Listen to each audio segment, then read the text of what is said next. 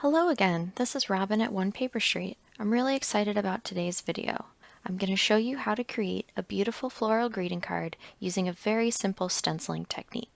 I'm using Distress Oxide inks for this card. Shabby Shutters and Victorian Velvet will be the base colors. Then I'm using Bundled Sage and Aged Mahogany on the accent areas. The stencil I'm using is the Sweet Spring stencil from Altenew. This stencil is really cool because it has two layers. You can color one layer or both depending on the level of detail you want. Alright, so I taped my stencil to some 80-pound Neenah Solar White cardstock using washi tape. Now I'm ready to begin working the Victorian Velvet into the first layer of the flowers. You'll notice that as I start applying the ink, I'm working my brush in a circular motion.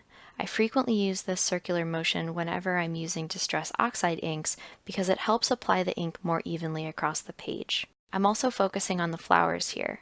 I'll naturally get some ink on the leaves because they're not taped off, and a little is fine, but I don't want my leaves to be pink, so I'm trying to leave those out where I can. Once I'm done with the roses, I'll move over to the leaves and start using Shabby Shutters as their base. One of the main things I did differently here is to sort of swipe the ink onto the leaves instead of using a circular motion like earlier. I'm doing this because 1, the leaves are so small that the circular motion would risk getting ink into the flowers, and 2, each leaf has a tiny little line in the middle of it giving it depth, so moving the brush in circles would move that part of the stencil, coloring it in more than I wanted.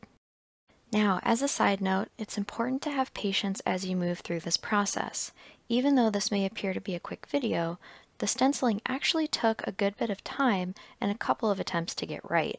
So don't be discouraged if you try something like this and you don't get it right on the first try, or you feel like you're moving slower than me. Just take your time and it will be beautiful. Now that I'm finished with the first half of the stencil, I'm going to peel off the washi tape carefully to avoid ripping the paper. Once the washi tape is off, I'll flip the stencil over and align the other side over the roses. I want to make sure that the areas that were masked before stay covered. Once that's done, I'll secure it with some more washi tape. Alright, now I'll move over to the second layer. So at this point, I'll repeat the inking process using Aged Mahogany and Bundled Sage. I'm speeding this portion of the video up since we already walked through the same process earlier with the first layer. But basically all I'm trying to do is fill in any section that isn't masked with color. So I started with my pink tones like I did before, and then I'm moving over to the green tones to fill in the leaves. When I'm finished with the second layer of the stencil, I'll go ahead and peel back the tape again, being careful to make sure that I don't rip the paper, and I'll carefully pull off the stencil to show the finished design. At this point I'm also going to wash my hands because it's very likely that some ink got on my hands from the stencil and I don't want to transfer that over to the paper as I'm working on the next step of the project. I cut the roses in half off camera. I also trimmed off a little bit of white space above and below the flowers to give the sentiment some room on my A2 sized card base. Next, I lined up the two pieces of cardstock against the card base and traced out where the sentiment should go. I'll go back and erase the lines before I put the card together. We're finally ready for the sentiment, so I'll be using the For My Fabulous Friends stamp from the Altenew Sentiment Strips 2 stamp set. I'm also using the black Soot Distress Oxide ink to stamp the sentiment.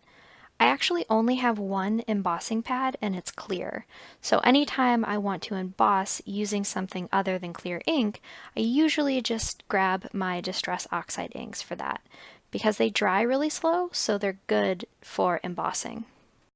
I'll also heat and melt the embossing powder after it's applied to set it in place. Now it's time to put the finishing touches on. I've placed some Forever in Time pop dots on the back of the flowers, and I'm going to place them on the top and the bottom of the card base. I'm also going to use my fingers to hold the card base down and to keep it in place while I'm positioning my flowers. And I do also want to make sure that it's right up to the edge of the paper so that it blends in really well with the card base. And that's all for today's video. If you liked this tutorial and you would like to see more of my work, subscribe to my YouTube channel or check out my website at www.onepaperstreet.com. I post all of my work there, even things that aren't on my YouTube. Thank you so much for stopping by and have an amazing day.